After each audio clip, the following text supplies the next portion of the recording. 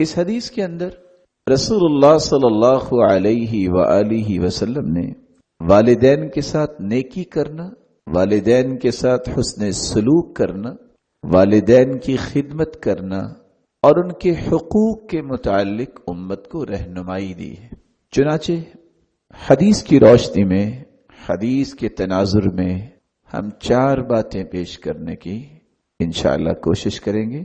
سب سے پہلی بات، رسول اللہ صلی اللہ علیہ وسلم سے جب سوال کیا گیا ای العمل احب الی اللہ، سب سے پیارا عمل اللہ کے ہاں کون سا ہے، تو آپ صلی اللہ علیہ وسلم نے فرمایا الصلاۃ علی وقتها، وقت پہ نماز پڑھنا، اور ساتھ ہی فرمایا وبر الوالدین، والدین کے ساتھ نیکی کرنا۔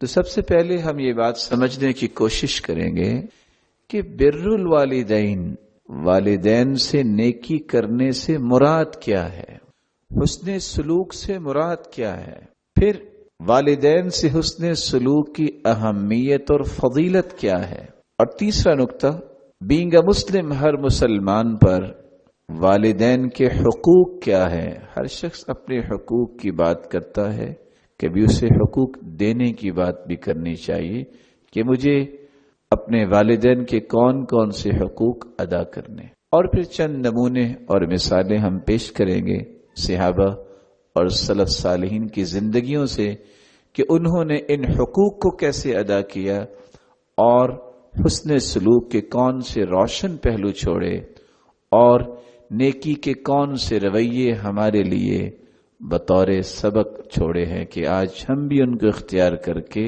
انہی عظمتوں کے حقدار بن سکتے ہیں جن عظمتوں کو اللہ نے سلف صالحین کو عطا کیا تھا۔ بر الوالدین، والدین کے ساتھ نیکی کرنا، اس سے مراد کیا ہے؟ الاحسان الیہما بالقلب والقول والفعل تقربا الی اللہ سبحانہ وتعالی، اللہ کا تقرب حاصل کرنے کے لیے والدین کے ساتھ دل سے بھی احسان کرے، زبان سے بھی احسان کرے اور عمل سے بھی احسان کرے۔ دل سے احسان والدین کے ساتھ کیسے ہو سکتا ہے؟ دل کی اتھا گہرائیوں میں ان کی محبت، ان کی خیر خواہی اور ان کے بارے میں نیک جذبات، اور دل سے ہی اللہ حضر جلال کے سامنے ان کے لیے التجائیں کرنا کہ میرے مالک، جس طرح انہوں نے میری پرورش کی ہے، اے اللہ تو ان کی حفاظت فرما۔ زبان سے بھی ان کے لیے دعائیں کرنا، اچھے کلمات بولنا اور عزت کے کلمات پیش کرنا، اور ہر وقت ان کی عظمت اور ان کی بلندی کے لیے ہی اللہ حضر جلال کے سامنے اپنی التجاؤں کو رکھنا۔ ہاتھ کے ساتھ اور فعل کے ساتھ احسان کیسا ہو سکتا ہے؟ احسان ایک ایسا جامع لفظ ہے کہ ہر وہ کام کرے جس میں ان کے لیے حسن ہو اور ان کی خوشی ہو، ان کی رضا ہو، اور اللہ حضر جلال بھی اس سے راضی ہو جائے۔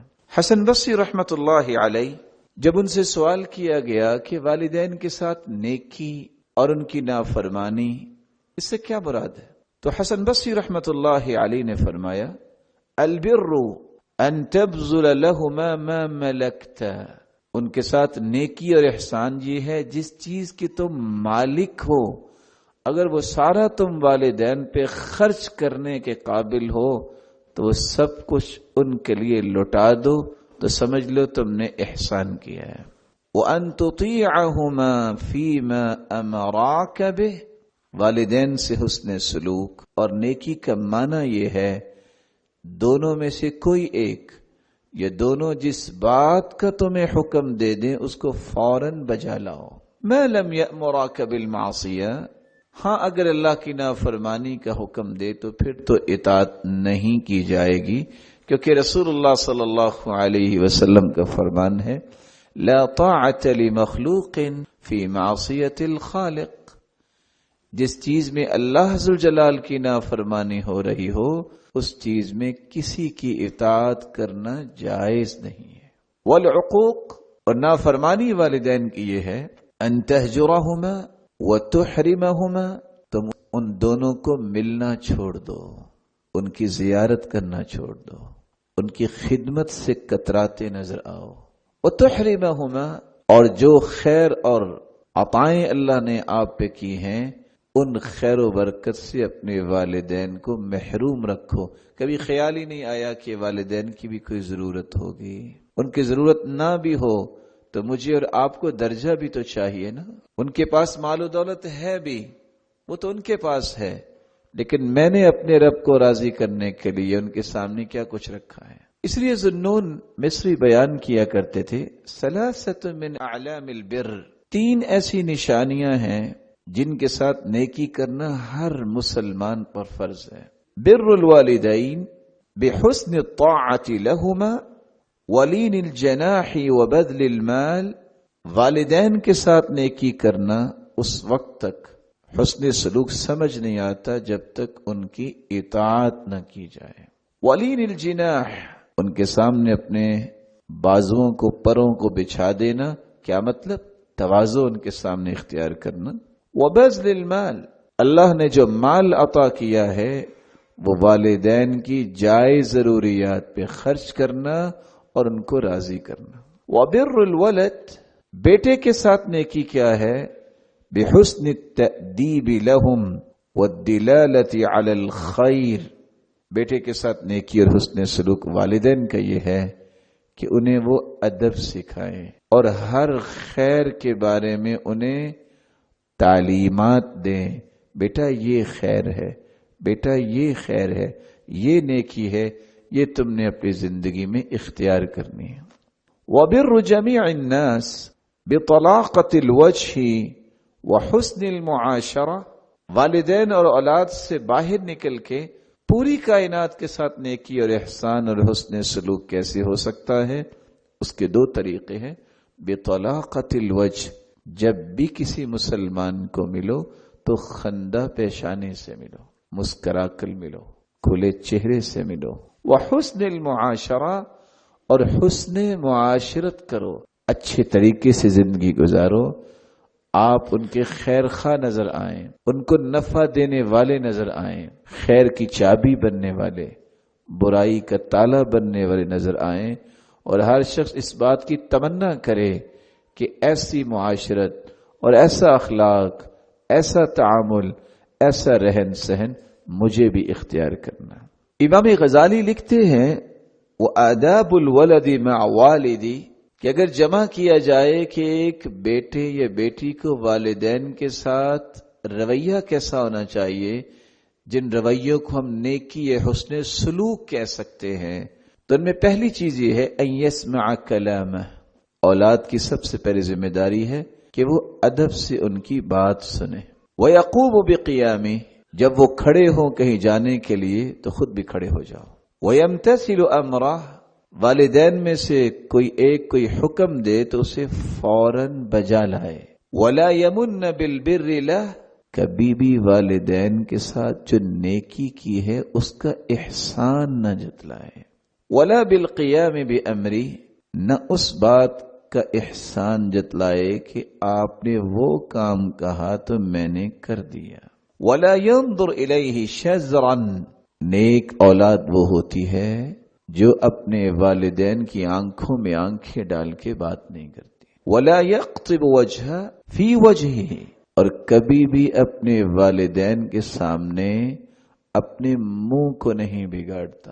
یہ وہ شخص ہے جو واقعتاً اپنے والدین کے ساتھ حسن سلوک کرنا چاہتا ہے اور نیکی کی راہ اختیار کرنا چاہتا ہے۔ اس لیے ہشام بن عروہ اپنے باپ سے بیان کرتے ہیں ان ابا ہریرہ رضی اللہ تعالی عنہ، ابو ہریرہ رضی اللہ تعالی عنہ نے ابصر رجلین، دو آدمیوں کو دیکھا، فقال لأحدہما ما هذا منک، کہا یہ بتاؤ یہ آپ کے ساتھ کون ہے، جو کہ دو تھے۔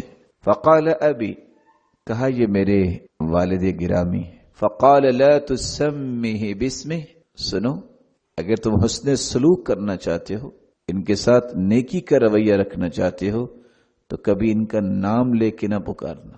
ولا تمشی امامه، جب بھی چلو والدین کے آگے نہ چلنا۔ ولا تجلس قبلہ، اور کہیں بیٹھنے کی بات آئے تو والدین سے پہلے نہ بیٹھنا۔ یہ وہ آداب ہے جن کے ذریعے انسان حسن سلوک کی راہوں پہ چلتا ہے۔ طاؤس بن کیسان بیان کرتے ہیں من السنہ ان یوقر اربعہ، سنت یہ ہے کہ 4 لوگوں کی توقیر کرنی چاہیے۔ العالم، ایک جس کو اللہ نے علم کی نعمت سے نوازا ہے، وذو الشیبہ، ایسا بوڑھا انسان جس کے بال سفید ہو چکے ہیں، والسلطان، اور ایک بادشاہ، والوالد، اور ایک انسان کا باپ۔ ویقال ان من الجفاء ان يدعو الرجل والده باسمه، طاؤس بن کیسان کہتے ہیں کسی انسان کی سختی کی دلیل یہ ہے، حسن سلوک اور نیکی کی راہ کو ترک کرنے کی دلیل یہ ہے کہ وہ اپنے باپ کو نام لے کے پکارتا ہے۔ ابو بردہ رضی اللہ تعالی عنہ فرماتے ہیں سمعت ابی یحدث ابن ابی موسی الاشعری اسمہ الحارث، میرے باپ نے بیان کیا ابو موسیٰ اشعری کے بیٹے سے جس کا نام حارث یا عامر تھا، وہ عبداللہ ابن عمر کے پاس تھے۔ وَرَجُلٌ يَمَانِي يَطُوفُ بِالْبَيْتِ، کیا دیکھتے ہیں کہ بیت اللہ میں ایک شخص یمن سے آیا ہے، حَمَلَ أُمَّهُ وَرَاءَ ظَهْرِهِ، اور اس نے اپنی کمر پہ اپنی والدہ کو اٹھایا ہوا ہے، اور ساتھ یہ شعر پڑھ رہا ہے انی لہا بعیرها المذلل ان اذعرت رکابها لم اذعر، ثم قال یا ابن عمر اترانی جزیتها، طواف کر رہا ہے اور والدہ گرامی کو اپنے کمر پہ اٹھا کے طواف کروا رہا ہے، اور عبداللہ ابن عمر سے پوچھتا ہے یہ بتاؤ کہ میں کہاں سے آیا ہوں، اپنی والدہ گرامی کو اٹھا کے لایا ہوں، طواف بھی کروایا ہے، کیا میں نے اس کا حق ادا نہیں کیا؟ تو عبداللہ ابن عمر کہنے لگے لا ولا بزفرۃ واحدہ، تم نے تو ایک تکلیف کا بدلہ بھی نہیں دیا جو ولادت کے وقت تمہاری والدہ کو اٹھانی پڑی۔ عبید اللہ ابن عمیر کو ایک شخص کہتا ہے حملت امی علی رقبتی من خراسان حتی قضیت بها المناسک اترانی جزیتها، کہاں خراسان ہے، کہاں مکہ ہے، میں خراسان سے اپنی والدہ کو اپنے کندھے پہ اٹھا کے لایا ہوں اور میں نے اٹھا کے ہی حج کروایا ہے، کہاں مکہ سے، منا، عرفات، مزدلفہ، اور پورے مناسک کیے ہیں، اور میں نے کندھے پہ اٹھا کے یہ کام کیا ہے، یہ بتائیے میں نے اپنی والدہ کا حق ادا کر دیا؟ تو انہوں نے جواب دیا لا ولا طلقۃ واحدہ، تم کہتے ہو کہ تم نے والدہ کا حق ادا کر دیا کہ خراسان سے تم یہاں لے کے آئے ہو اور پورا حج اٹھا کے کیا ہے، ولا طلقۃ واحدہ، جو تکلیفیں اٹھانی پڑی ولادت کے وقت، اس وقت ایک تکلیف کا بھی تو نے حق ادا نہیں کیا۔ تو والدین کے ساتھ نیکی اور احسان یہ انسان کی خوش نصیبی اور سعادت کی علامت ہے۔ اس کے لیے بنیادی طور پہ 7 چیزوں کو یاد رکھنا ضروری ہے۔ سب سے پہلی چیز ان کی اطاعت کی جائے۔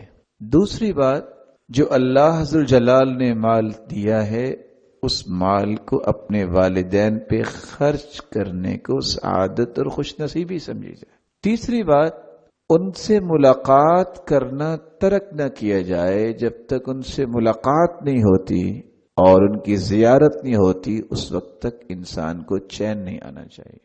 چوتھی بات، کچھ آداب ملحوظ خاطر رکھے جائیں، جب بھی دن کو چلے تو کبھی بھی والدین کے آگے نہ چلے، بلکہ کہاں چلنا چاہیے؟